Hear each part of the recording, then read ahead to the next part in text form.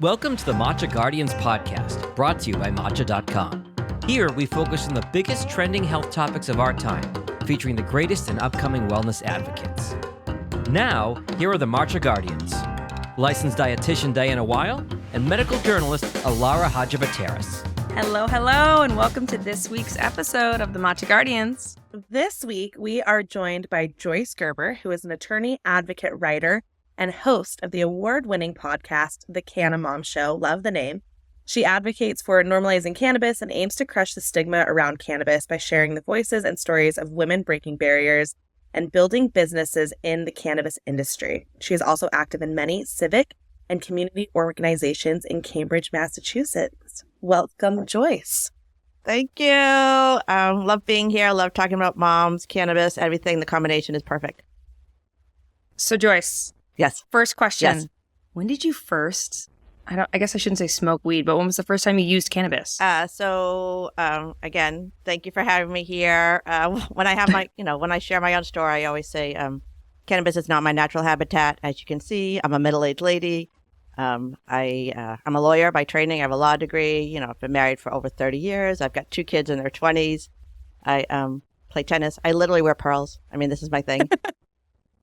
And I really believed all that stuff. I believed it was dangerous and killed brain cells, and I was kind of into my brain. So I don't know. I used it during college. I recognized that it was probably good for me. Like looking back, I was much calmer and happier when I was smoking pot than when I was drinking. But I really did believe all the stigmas. Then when my kids were little, I did have a couple of mom friends. And I kind of joke about this. I'm not really sure where we got it, but somebody would get something, like a bud or 2. I don't even know where it came from. And we would go far away, like really far, like to their Cape house, no children, no one around. God forbid anyone should see us. And we'd smoke and just be so happy. And then we'd drink our wine and then it was like a weird thing, right? So I say I had a cannabis awakening. I'm out here in Massachusetts. So it was 2016. My kids were teenagers. I did a trip. I went on a trip with my husband to Denver, Colorado, and I thought it'd be fun. The industry was legal there then. And I thought it'd be fun, just to go for a tour of the industry. So, I'm not really a party girl. I didn't want to go on a party bus. So I set up a private tour. It was great. So this woman picked us up. She vetted us before. She picked us up. She took us to a grow facility. She took us to a dispensary. And she just kind of told us the history, like what I didn't know. And it was the first time I realized that cannabis was a business, because these guys were showing me around, cannabis is all about compliance. That's what it is. So this business guy knew everything per inch, how much water he's using, electricity. It was very detailed. I'm like, oh, it's not just a dude sitting on his couch eating Cheetos. That is not what this is. This is a business. And the history surprised me. Anyway, so I come back to Massachusetts. My kids are teenagers. The joke is I sat them down and I said, kids, everything I know about pot is wrong. They were psyched. I was also, again, I'm a mom. I'm a woman who's got a law degree. I've been in and out of the world of monetized work. 2016, I was back at work making money. And 2016 was also the same year that Massachusetts, we voted to approve it. We had a ballot initiative. The ballot initiative passed. And then at the end of that year, a contract position I was working on ended. And then in 2017, I couldn't get a job. That's really how I started cannabis. I wanted to make money. That was the idea. I could see that law firms were starting to set up cannabis divisions. It was a new law. You never get to be part of something new. And I just kind of went on this deep dive of what cannabis was and where I could fit in. That's kind of how it started. And now I was consuming by then, and I could see how it was helping me, but that's another story. But that's really how it all started. That's a real shift, going from this is bad for my brain to kind of all in. Well, it's shame. Now that I'm in it and I see it, it's there's so much shame about this plant that you don't even see it. My kids are 25 and 22. And I'm a big PTA mom. I ran for school committee. I was all in. And I could literally wear, I'm a wine mom, and people would embrace me and just be, think it was awesome. I could yell across my office, I'm stopping at the Packy before I go to daycare, and people would have been, of course you are. That's not normal, but that is what we've considered normal. But if I'd smoked a joint outside my kid's daycare to calm me down, because I used to be a family law attorney, and then picked up the kids, I would have gotten in trouble. So it's a big shift, because the stories that we've been told is really bad and wrong. And honestly, we live in the anomaly of history. This has been really impressive, how far the story has gone, and now it's shifting around. For those of us who don't know it, this is actually something that was new to me. A Packy is a liquor store in Boston, which is where Joyce is located. Yeah. So one of the things, Alara and I have actually discussed this a little bit as, you know, we've journeyed into motherhood ourselves. The mommy wine culture scene is actually something that I take a little bit of, I don't know if I mean, I don't want to insert judgment here because, you know, everyone needs to do what they need to do, but I do find it very interesting and I don't know if I agree with it. What are your thoughts on the mommy wine culture? And is there like a mommy weed club? Oh, yeah. All right. So this is what I will tell you about cannabis and smart women and the idea that we have to take care of these little people who sometimes really irritate us. Let's not, you know, Yes. what they want is our attention. That is all they want. And in this very busy world, and in this world where we are doing all sorts of many things all the time, it is very hard to slow yourself down, literally slow yourself down and focus on them because that's really all they want. And I had a really hard time doing that. I am very honest about that. And I probably would have enjoyed parenting much more if I had been able to slow myself down. That is the thing that cannabis gives you because we are so anxious and so filled with all sorts of things that we can't be in the moment. And for me, that was the magic of it. It kind of just, when I first got into this and I didn't really understand it and I went to talk to my doctor and, you know, there's so much shame. I can go into the shame about it. But I said, what do you think of this? And he was very open, like he didn't judge me. He just said the thing, it takes away a lot of the stuff that's exterior. It helps you focus in on the moment, which, you know, if you're a dude playing a video game for 12 hours at a time, maybe that's not awesome. I mean, that's the image we have. But if you're a mom who can calm herself down and play Legos for 45 minutes with your kids, that's a gift. Like for real. But the mummy culture, no one asked their mother ever to have another martini. We're not that awesome when we're drunk. And, you know, maybe we're having fun, but I'm not sure the kids are. And alcohol is literally a poison. I mean, that is literally what it is. And because it works in our body in a certain way, we enjoy that. But I don't think it helps you in any way focusing on what needs to be done at the moment, which is what you have to do when you're a caregiver. I think what I tend to struggle with around the idea, and I was a huge cannabis user before getting pregnant and now breastfeeding, is when is the right time to start using cannabis as a parent? Because what scares me as someone who's nursing, right, versus me, say, just having a glass of wine at the end of the night during my last pump, and that's going to be out of my system in a couple hours and not be transferred to the baby. I keep reading all these studies saying, oh, if I smoke, that's going to be in my system for a few weeks, and that's going to be transferred to them. So this is my thing on motherhood. I'm actually doing a panel tonight. I'm going to be at a Sensei magazine in Massachusetts. They're doing a Canna Mom event, and I have this panel of great women from Massachusetts. And one of them is really about, we talk a lot about parenting, cannabis, you know, during pregnancy, often women are using it in replacement of other medications. That's a whole other issue. Pregnancy and breastfeeding, we don't know because we can't study it, because we can't actually talk about it when you go to the hospital.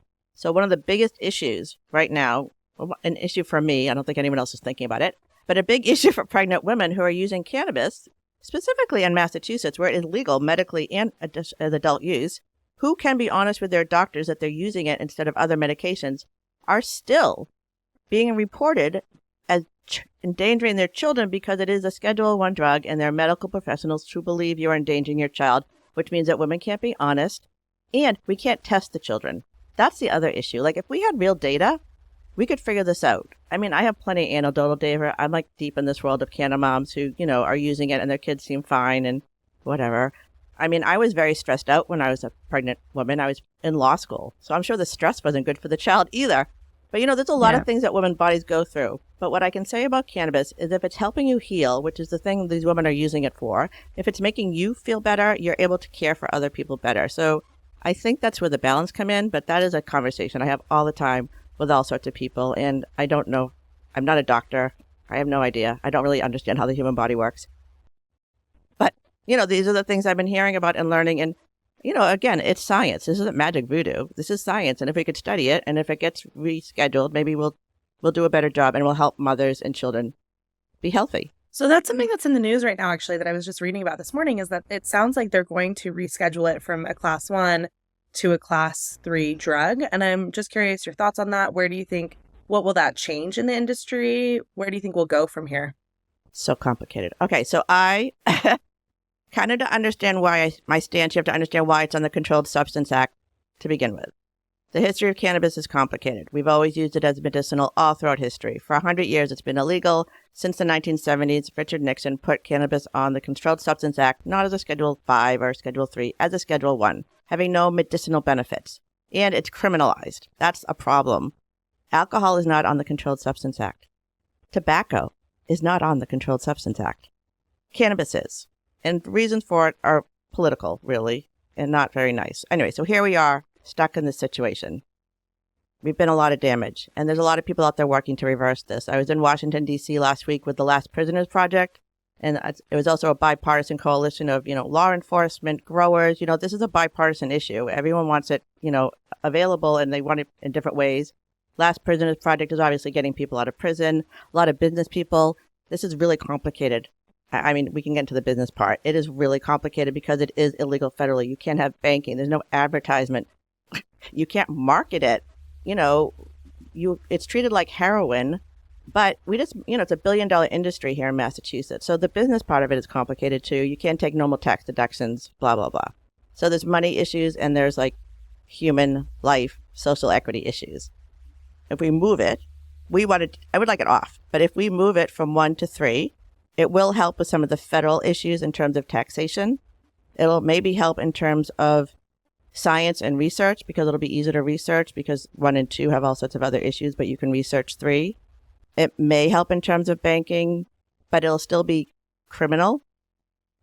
It'll still be a scheduled drug, which in the worst case scenario could end up just being part of a pharmaceutical agenda and not being accessible to small businesses and healers like I talk about all the time. So it's complicated, but there is a lot of excitement because we haven't had any movement in a while. So that's my little nutshell, but it's very complicated. I will say that. So kind of taking things back a second. Why do you think, so Diana's going to hit you with the hard-hitting questions. I'll just throw the softballs. Why do you think weed is particularly beneficial to moms? Like top reasons why moms should be using cannabis. You mentioned the story, but okay, it helps you be in the moment. I completely agree with that. You're not worried about the giant mess in the room and you're just focused on building Legos with your kids. In what other ways is it beneficial? I mean, so I will say, I talk about women my age and older, so there's different issues. But, when I talk about my issues and my friends' issues, it's always sleep, anxiety, depression. I mean, I will say I probably use it as an antidepressant now that I know how to use it. I don't use, when I was in the era of leaning in and I had a job and kids and a dog and never stopped, I was offered pharmaceuticals or alcohol or suffer. Those were my choices. Yeah. This is another choice.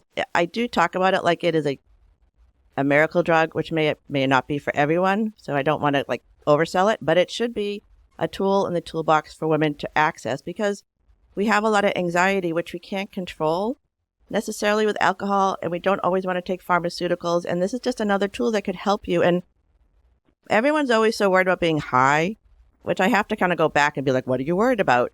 I think it's the being out of control. What I say is a lot of times it just makes you feel normal because I will say personally, I'm a type A personality. I literally I was pregnant in my 3rd year of law school, took the bar pass and then had a baby. I'm all type A. I'm down. But if I had been able to step back a moment, it would have been helpful to slow me down. So for me, it works really well because it takes down my anxiety and it makes me feel, I would say normal. I mean, you know what I mean?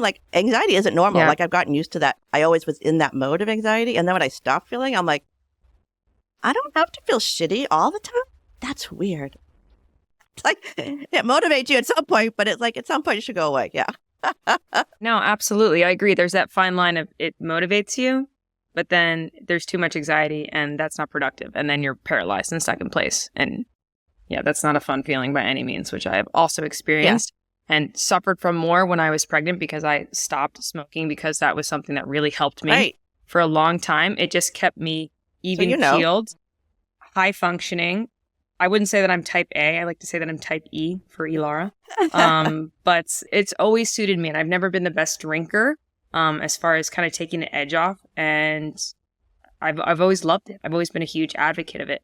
So for you, as far as using it for anxiety, is it something that you tend to use first thing in the morning? Oh, yeah. I'm it depends on the day, but I find that, I think of it like a supplement at this point. I've always been a microdoser. I don't, and I've experienced with edibles and things. Edibles don't always work with me. I don't know. I've learned they metastasize differently. There's all sorts of reasons for this, but for me, my personal experience has been, I'm feeling anxiety. In the past, I would have kind of pushed through it and managed it and figured it out. But now I know if I take a hit, it literally just goes away, which is weird. You know what I mean? It just cuts it. It's so funny you mentioned the thing about the edibles because I also I've always loved smoking And that's always done it for me. Like 1 or 2 hits and I'm great. Yeah. But whenever I've had edibles, it's so hit or miss. You know, I've had times where I've taken an edible and I was watching that show Yellowstone and I swear I couldn't even understand that they were speaking English. I was like, and I would consider myself to have a pretty good tolerance. I was like, what is happening right now? This is too much. I mean, what I've learned from my medical professional people, you know, it's, again, this is biology, chemistry, it's all in your body. Like, first of all, you got to know what it's derived from. There's so many issues now with the hemp derivatives versus the cannabis derivatives, which is, I can go into that. That's like all it's the same plant, but there's a chemical thing where you do the biology. So, you know, and hemp is legal across the country. So it is very underregulated. So you don't even know what you're getting half the time. And if you're going into a dispensary, you know, those are tested. Those are supposed to be tested. And you're supposed to actually figure out what's in them so you know what you're taking. So I don't know. It's in that part, in terms of being a consumer, can be a little confusing. You know, it's just very state dependent. And it's like not even state dependent. It's like municipality dependent. Like in Massachusetts, we have, you know, local rule. So, you know, every town gets their own decision of how they handle this. It's a very, I don't know. It's interesting to be part of a pioneering industry that's sort of trying to figure out what's going on. And if it goes to Schedule 3, that's going to be a whole nother big shift in the industry across the country. This is interesting because you guys both really like cannabis and I actually don't like it. Like I don't like the feeling. It gives me anxiety. And I haven't used it in probably, I don't know, maybe 8 years because every time I use it, I do have anxiety in my life. But if any time I use cannabis, it makes it so much worse. And I'm curious, from both of you, have you had bad experiences with cannabis? Or hasn't everybody? I mean, like the edible thing, it's always the edible. But, you know, again, like, so, yeah, this one time with the edible, Yellowstone edible, never again. This is your body. I mean, again, I think of it like a nutrient. We have it's called the endocannabinoid system. So we create cannabinoids. So again, cannabis has been taken out of our system for 100 years. You know, hemp feed, used to be cannabis and hemp products around us all the time. We ingested it. It was probably part of like just the system. So we had cannabinoids who were part of our bodies. It was made illegal, basically, when they did the Tax Act, and then 70 it was really criminalized. So this is not in our bodies anymore. It's like a supplement. So maybe some people actually create more. Maybe the foods you're eating are supplementing you. Maybe you don't have an imbalance. Like, this is all questions I have for scientists. I'm like, is there going to be a day when we can actually test your cannabinoid needs? I mean, it just seems like this is just one more system in our bodies that needs to be studied and figure out how we manage it because, you know, we all have different metabolic internal systems that are going on. And I don't know why that's true, but it seems to be true for everything else. So why wouldn't it be true for cannabis? Yeah, fascinating. I've also wondered too, and one thing, you know, that I hear about from like my mom's generation smoking a joint versus ours is that it's just much stronger these days. And so I also wonder if like what we're getting from a dispensary is I just overdose myself really easily. Like if, you know, maybe I'm very sensitive to it. Oh yeah. I mean, now there's the extreme. So again, you go into the dispensaries, everything's like 40, 30, whatever, the crazy percentage, it's insane. And then the edibles are lower dose. And I do talk a lot about women's products because my friends really, again, anxiety, sleep, depression, it's all the same trifecta. And they always want to try something. So my own sister, I gave her like a 5 milligram edible and I knocked her out. Then I gave her a 2 milligram and it was perfect. But you have to have access to these lower dose products or people aren't going to be able to figure out if it works for them. They're just going to assume they're going to get knocked out and feel bad. It's personalized medicine. And even when we're talking about people starting with this, talking about taking a journal, because sometimes you don't even know it's working. Like sometimes, again, like you stop consuming. So the anxiety that you had forgotten you had came back because you weren't experiencing it. You know what I mean? So sometimes in the morning, your head hurts or you got a backache or you're just pissed at your dog or whatever it is. You write that down in a journal. You take your dose, whatever it is. If you want to take a tincture, you want to take some CBD, whatever it is that you're trying to figure out if it works. And think about it again in an hour. Like literally just forget about it and come back. And then just being very self-aware of whether or not you feel better. And I think even just being self-aware is part of the healing process. That's part of like just being aware of what's going on instead of constantly distracting yourself. Do you have any advice for people who are maybe of the older generation who, like I've worked with some clients in my nutrition practice who have wanted to use cannabis medicinally, but are still of that mindset that this is dangerous, this is bad, and don't really know where to start? And can you trust if you just go into a dispensary and say, hey, this is the issue that I'm working with, can they help? How do you get help? So my mother was in a assisted living that I was in a drug cartel to the day she passed. She just would not listen to me. But I always bring samples of really quality CBD products. That is what I carry with me in my purse all the time. So when I was walking around talking to our friends, I would give them like a little tiny thing for their hands, like a little cream or salve, and they would put it on and they'd be like, oh, that worked. And then they would ask me for something else. I think the power of my podcast, I think the power of podcasting is the story. So the stories are what's opening up hearts and minds, and then they have to experiencing it. So never get your products in a gas station. You just don't know what they are. And if you try something that doesn't work for you, you're going to think nothing works. So I tell people I have a really good friend who works with elderly patients, and she's always giving them the hand cream. So they try that and they're like, oh, my hands feel better. I'm having a little trouble sleeping. And they'll try them a tincture. People don't really love tinctures, but they are another way to access cannabis because it's pretty quick and it seems sort of familiar. Cannabis comes in pill forms now. It comes, everyone thinks of it as edibles are always sweet. It shouldn't always be sweet. I went to a cannabis infused dinner the other night, but everyone always thinks of sweet things with cannabis, but there's different ways to take it so it feels a little bit more like medicine, which is what people are used to. And you don't always have to have THC included in it, but if you can try a quality CBD product and maybe you'll feel something, then you can maybe up it up a little bit and see if a little bit more THC will help, or maybe it won't. Like I have a good friend going through cancer treatment. She was having a lot of nausea. That nothing with THC was working for her. I found her CBD flower that she could vape. So vaping is another way to, and not the oil vape. It's a flower vape, so it's a dry vape, and it was a lighter smoke, and that is the thing that took away her nausea. But that's that you have to go through some experimentation because there are a lot of products out there now. So low and slow is what they say, but I always say start with a good hand cream. If they don't have an amazing friend like you, Joyce, do you have any advice on specific resources that people can use online or a book that they can read that can help them learn more and guide them a bit? Oh, there are so many people. There are cannabis nurse. I can't think. I've spoken with the Cannabis Nurse Association. There's literally a Cannabis Nurse Association if you want to talk to a real medical professional. Again, my mother's issue was she just didn't. It's hard to get past this issue of what you really. People believe what they believe. I liked your talks. You talk about like hidden brain stuff. People believe what they believe. No one wants to believe they're wrong.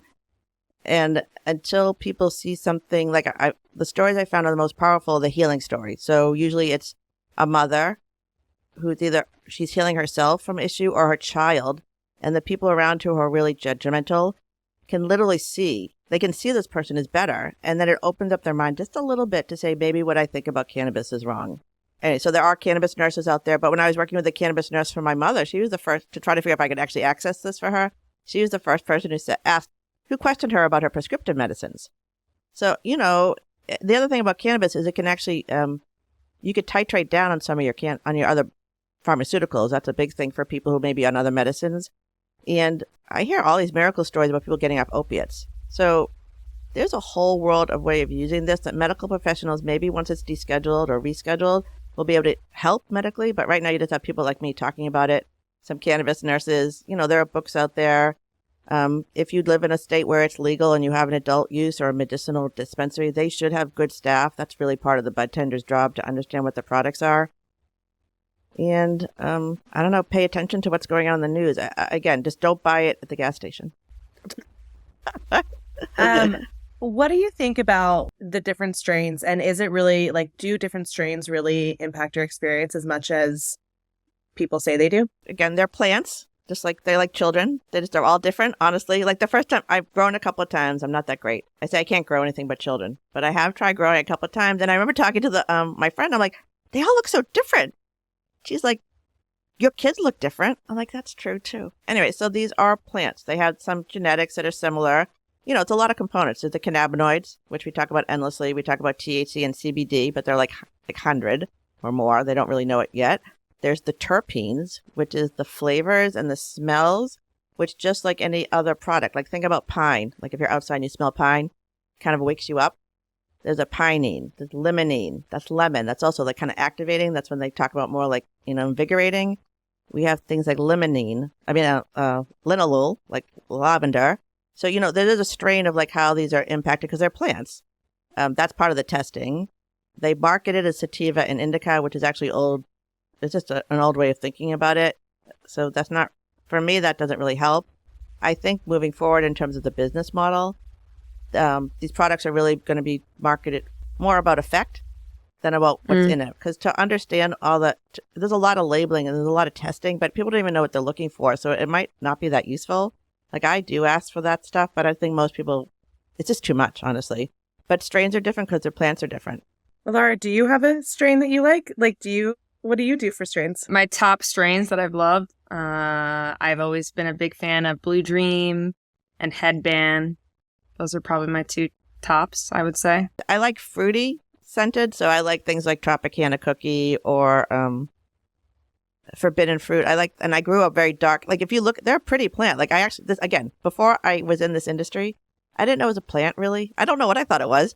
And I didn't know it was pretty. Like these are really pretty plants. They're like the one I grew was very purple and dark and had a nice scent to it. I know people are always going on about the scent of cannabis, but when it's growing, it's kind of sticky and they're pretty, and each plant has a different, like mint is different than, oregano. It's like they're different products that you experience differently because of our own microbiology.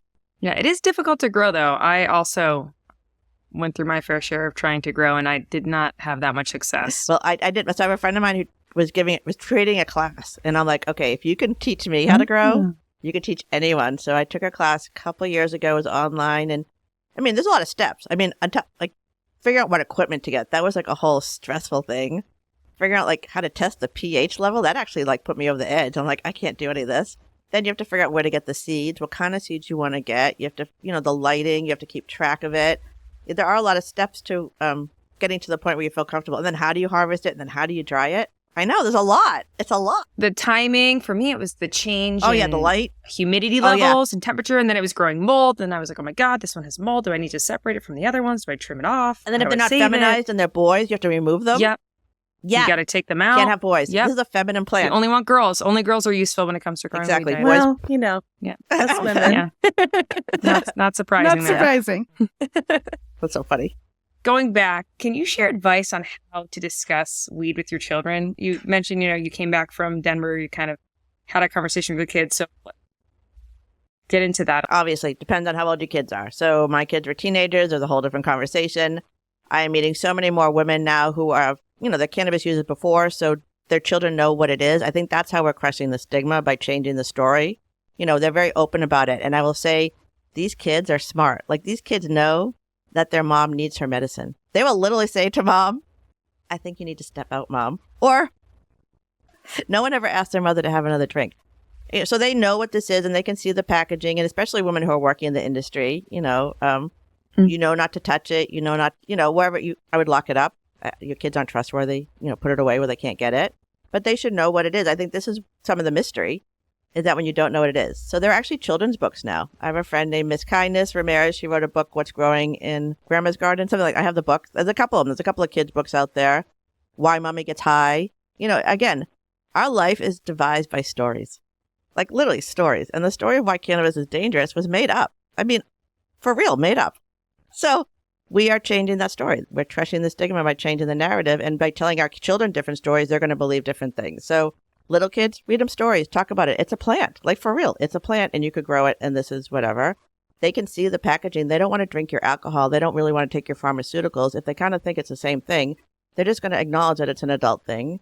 When they're teenagers, you can't trust them with anything anyway. So, that's a whole thing. But I'm telling you, if your mom and dad are consuming, they don't think it's cool. And the other thing about kids, and I will say this, there are a lot of children who are taking pharmaceuticals. My son was of that generation. They were just like, something wrong with them? Give him a pill. And my son would not, he actually literally wouldn't take medication, which was grateful. And he discovered cannabis on his own at some point. And he's now a professional musician. But the thing is, we could talk about that. Once I understood that this is why he was using it, it made a difference in our relationship. So as a teenager, if they find it, you can talk about it in a more normal way. Or they're just not going to want to use it because you're using it, because how cool could it be? Or you can actually help them. Like, I have a couple of scenarios on the podcast. We talk about, children with severe seizure disorders or autism. Like there's also a whole study on autism and helping with that. And these parents have discovered cannabis as literally a last resort because it's not a tool they're offered.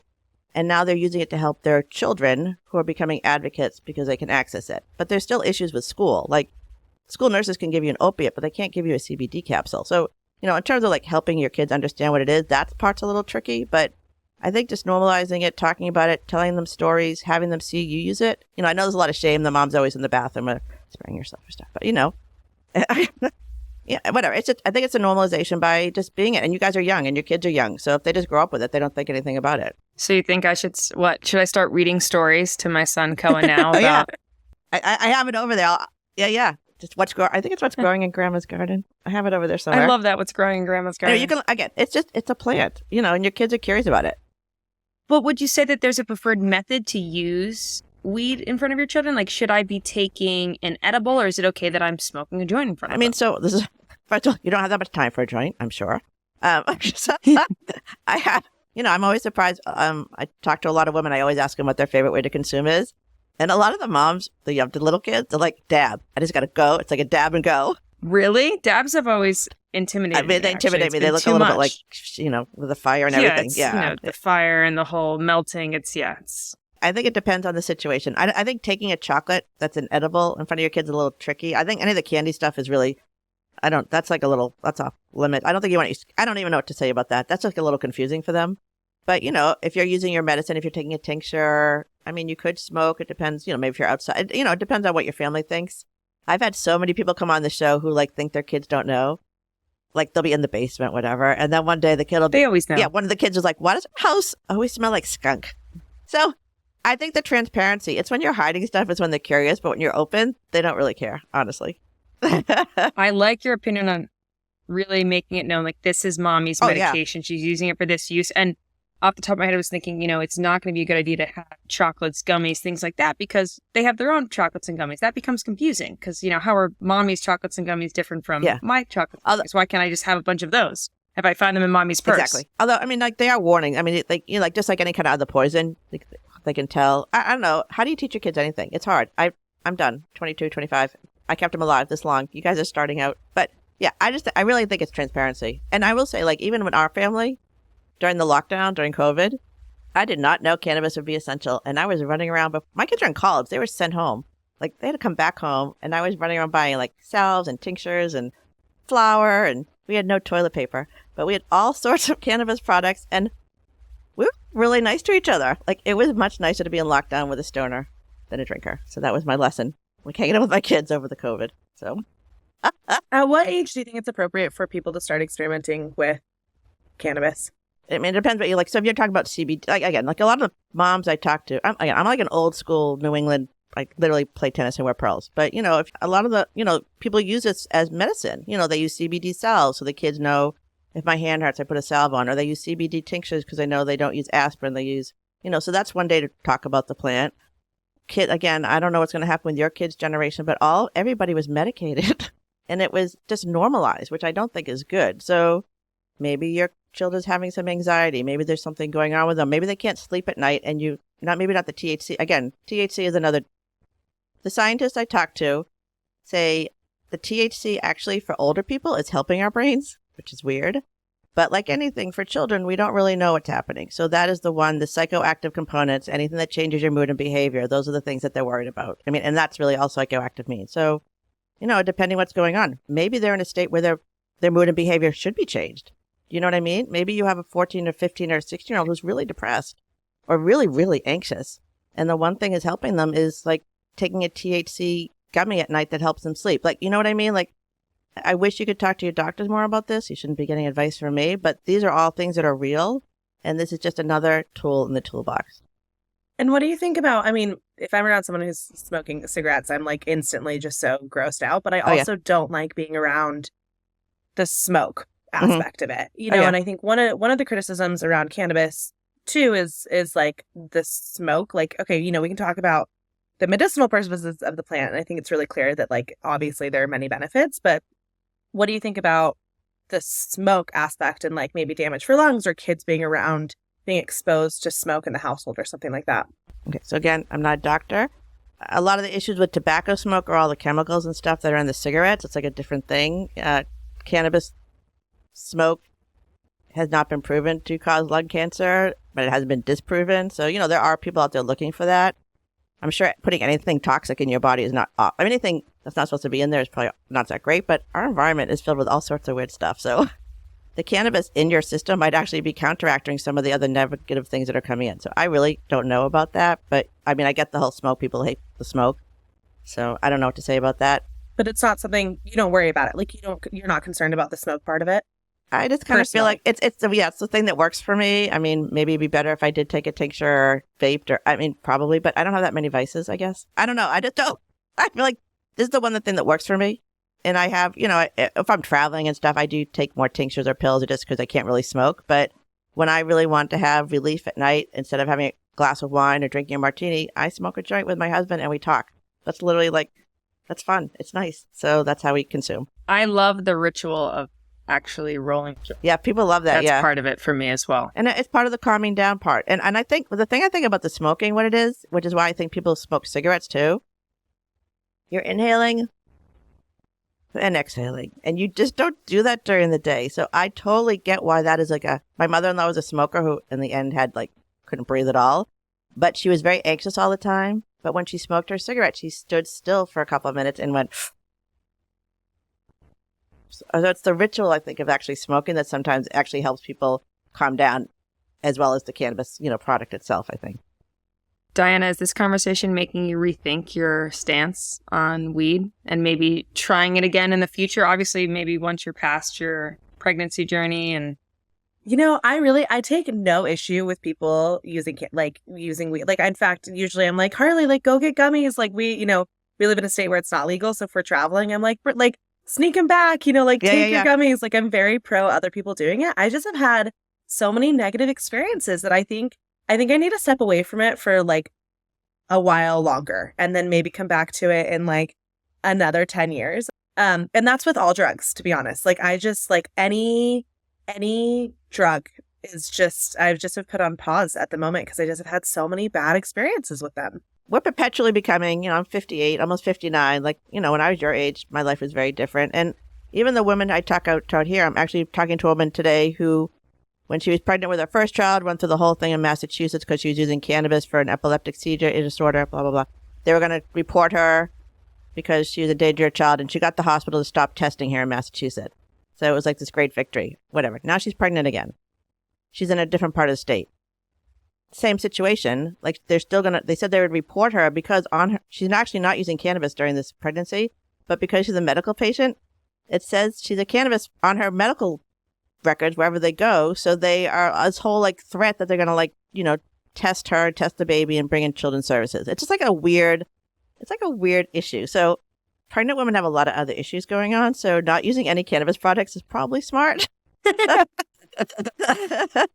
But, again, at some point you're going to want to sleep again. Maybe you take some CBN that just kind of relaxes you. Maybe you start using, again, like the people, when I talk about older people, maybe you're having some pain in your back. You can use a patch, a CBD patch on your back.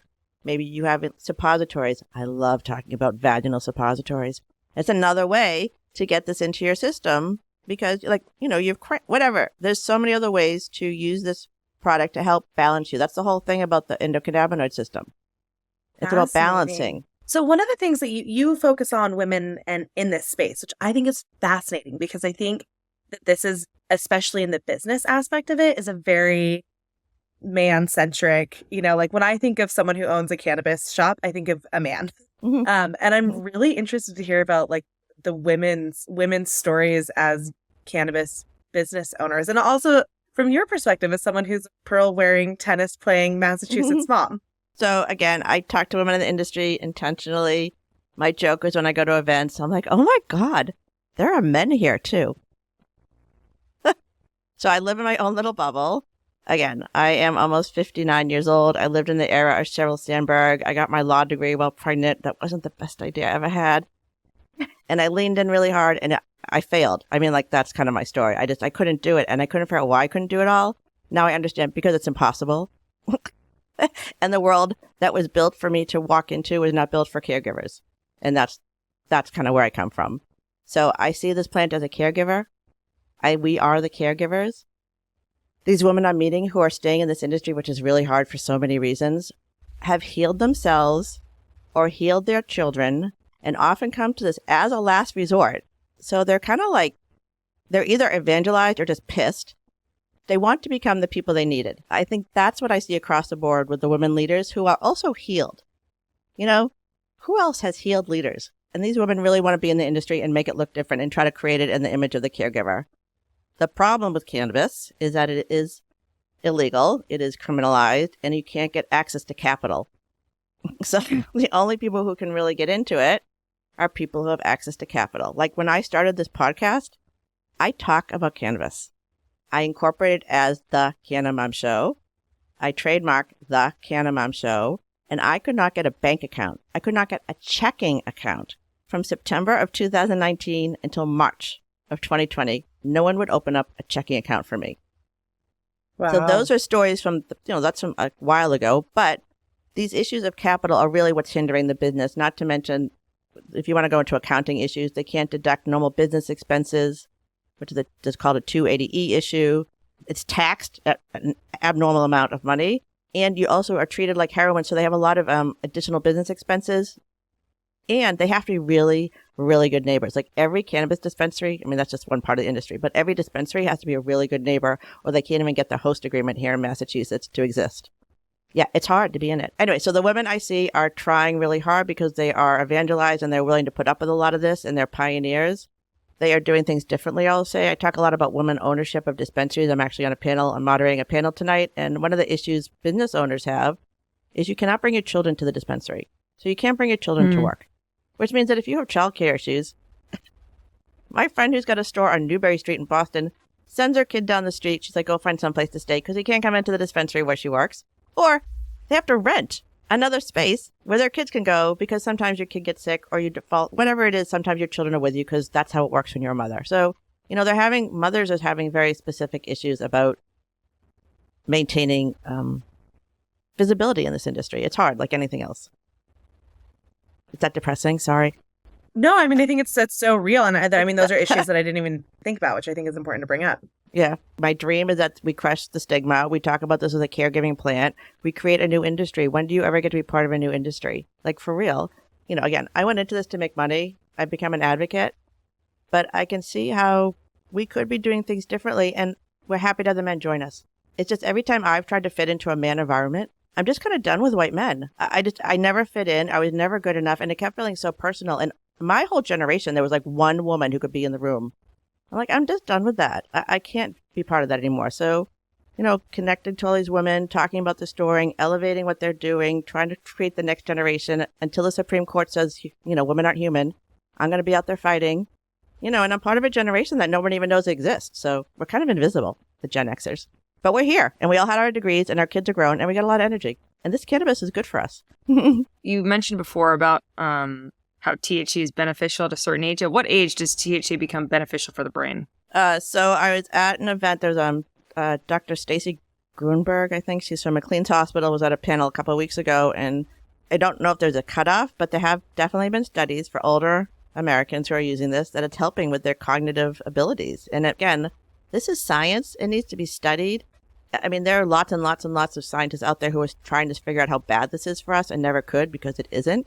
And now if we can start having scientific studies that are actually trying to figure out why it works, because we know it works, and to try to understand really why it works instead of demonizing it. This could help a whole other generation of older Americans as well. Cognitive decline is the scariest thing. And we always thought cannabis was creating cognitive decline. But if it's actually something that's helping to protect our brain at some point, we should understand why that is and how it's actually working. I would love to see more research on that topic because once again, I think it goes back to it's a balance, right? Mm-hmm. And it's a balance that's different for everyone depending on their system and how they metabolize it. So having more knowledge around that is going to allow people to use it in a beneficial way, in a moderate way, that they're not going to overdo it. Yeah. Your grandparents are in the back of the, senior citizens putting gummies in that they probably got from their grandson, but they don't know what they're doing. So if they could work in a community and talk about it. And I always say I want to go into nursing homes, talk to people about this with my nurse friends, but there's still the federal issue. I mean, nobody wants to lose their federal funding. For medical professionals are in a really tight spot at this point. But they could see it. Like medical professionals are learning from their patients. They can see that it's helping them. They aren't necessarily discouraging them. They just can't help them, which is unfortunate. What are some things that you're excited about in this space? Like, is there anything that you feel really energized or positive about? I think hemp. Is like way more exciting. When we talk about cannabis and hemp are the same plant, it's just a level of THC. It's all kind of made up.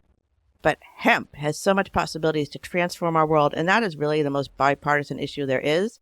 I got my Trumpiest Arkansas farmer who wants to grow hemp to create products. It's American-made. It's patriotic.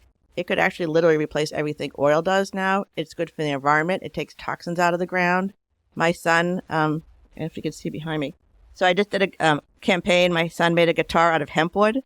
We did a giveaway. It was awesome. I was advocating down in Washington. I had pictures of the guitar. I actually met with a Republican congressperson and a Republican senator talking about hemp. That's kind of what excites me, that the idea that this plant exists in this form that could really change how we live for real. If we could get this, get past the stigma and try to figure out how to engage people to grow this and use it as a product that helps heal us. I mean, much bigger than cannabis. It's much bigger than that. It's everything from criminal justice to cosmetics. It's everything. Do you think that we need to get involved on a local political level to help move these things forward? Is that the main lever that people have to kind of make what you're describing a reality? I like local politics. Again, in Massachusetts, it's pretty local rule. And one of the roles I thought I could take initially was to work in the legal sector or working with the municipalities, because I could walk into local town meetings and I look like this and I didn't scare anybody and I could talk about it. Yeah, just connecting people. People see me. I'm a real person and I really do use cannabis every day and I talk about it ad nauseum. And, I might not look like the normal stoner. So it's just the advocacy, people seeing you, talking about it, especially smart women. This is the thing. The smartest women I know are using cannabis. They aren't drinking. I mean, that might also be the other issue with aging people is by the time you're older, if you've been drinking all those years, that is not good for your brain. But maybe the cannabis at some point is kicking in and helping you, whatever. The more people see you and know you exist and PTA meetings and whatever, everyone just knows, it just stops being an issue. And that's how we're going to change hearts and minds and that's really how we're going to make things move forward. But as long as there's a stigma and people really believe it's so dangerous, you need to be in jail forever, that is a really hard thing to get over. So these stories are changing hearts and minds. So really just existing, I think, is the best thing to do. Being open about your use. It's hard. I know, even at family events now, because I'll go out, I'll smoke a joint, and I'll come back in, and my sister-in-law will be like, and I'm like, it makes me social and happy to be here. Don't you want that from me? And do you drink at all or just cannabis? I do not take aspirin anymore, and for most part, I don't drink anymore either. And it's not intentional. It's just I don't feel like it just doesn't fit into my life the way it used to, I think. And I play tennis, and, so I have aches and pains, but I find the CBD salves really work for me. A lot of those I do, literally I use the patches, and then, I smoke. That's kind of that's how I consume it for the most part. How do you find a good CBD product? Because that is something if I don't want that mental aspect of it, but I do believe that there's healing. But I've tried CBD products and I don't feel like any of them have done anything. I also think that there's a huge quality problem. Oh, huge. So I'm out here in Massachusetts. There's a great company. It's a woman-owned called The Healing Rose. Those are the little things that I give out to people. They have lots of salves, which go from, low dose 600 milligram salves to 1,200 milligram salves with all sorts of different botanicals in it that can also help with the pain or whatever issue you're having. They have tinctures. She makes suppositories. So I think those are that's a good company. I would look for a hemp farm. Really, I don't know where you are, but if you know a hemp farmer who is making products, that is your best source. It seems a little excessive, but you can be getting these products from anywhere. The way they distill the cannabis is through a solvent. So that's sort of the issue with some of these products. If you're not sure they're really clean, because they may have actually extracted it incorrectly, and you just don't know where stuff is coming from. I guess that's the issue. But if the Healing Rose is a good product I know here in Massachusetts, you can look around where you are and see if you know anybody who actually has a hemp farm who's making good products. It's a lot of it is reputation at this point, and you should be looking for cannabis or CBD companies that are testing it like THC products, because they have access to these labs. I just interviewed a woman here in Massachusetts. You could have this, you can get this certificate of analysis if you want. You can actually know what's in it. So there's steps that you can take for for good companies that are doing it the right way. So Joyce, to round out our episode, we have 2 questions that we'd like to ask. What's a life lesson that you've had to learn the hard way? Oh, just because I can do something doesn't mean I should. Yeah, that's hard with us ladies. Yeah. That is a good one. Right. I can relate to Especially that. Especially as a mom who's working and got a husband and maybe you still want to look good. And I don't know. There's a lot of things that we can do. And I do joke, if you want something done, ask a busy woman. But learning at some point, how to set boundaries. That's really, I think that's really what it comes down to. How to say no. Yeah, how to say no. How to say no, You yeah. can't do everything. Yeah. Because you can do everything. I know you guys are superhuman. You can do everything, but yeah, not necessarily. Okay, so our second question is kind of the opposite of that one. What is a mantra or something that you live by that you learned from a parent, a friend, a teacher, a mentor, something that you didn't have to learn the hard way? So I want to be snarky and say what my dad would always say, which is, no good deed goes unpunished. That's not very nice. I think I learned everything the hard way. I mean, growing up is a little bit tricky, and I made lots of mistakes, but you just got to keep moving forward. I mean, even like becoming a mother, like I used to when I was growing up, the one thing I was not going to be was a stay-at-home mom in the suburbs. That was my mantra, which I literally became, although I didn't move to the suburbs. And it's, just the idea that we're constantly becoming. I think that's what I've learned as I've gotten older, that, the person I was at 30 is literally not the person I was at 40. I've had a lot of professional setbacks, I guess, but my mom life has been really good. And the things that I have been doing as a caregiver, even though at some point in my life I thought they weren't as valuable because I grew up in that culture with, what do you do? That's always the first question. What do you do? Right? And then when I was taking time off from the world of monetized work and I was just a mom, doing all the stuff that moms do. And it took me a long time to accept that is good. But that is a weird mindset that I had. That was a hard one to learn because I kept feeling like I wasn't good enough because I wasn't doing everything. But sometimes you can't do everything, and now my kids are grown and I'm back in this world of trying to figure out what my life is outside of them. But the truth is I've always been doing stuff for my community. I've always been doing things to add value. And that's what we're here for, to add value to the world. I love that you distinguish between monetized work and work, because being a mom and a wife, and that is work. And just because you're not getting paid for it doesn't mean that it's not work. But it's devalued. And I devalued it in my own head, which is really like a head game that women play on themselves. Yeah. In other cultures outside of the United States, it's insulting to ask what you do. Yeah, it is. And it's such a silly question in my mind. It is a silly question. And even like with children, like we shouldn't be asking, what do you want to be when you grow up? And if you're going to be talking about being, are you going to be kind? Are you going to be generous? Are you going to have lots of friends? Like those are the things we should be instilling in our children. This idea that you be your work is really a strange mentality that we've incorporated in America. And I had to get out of that. I really had to get out of that headset because that was sort of the focus. If you want to be equal, I was a girl growing up in a man's world.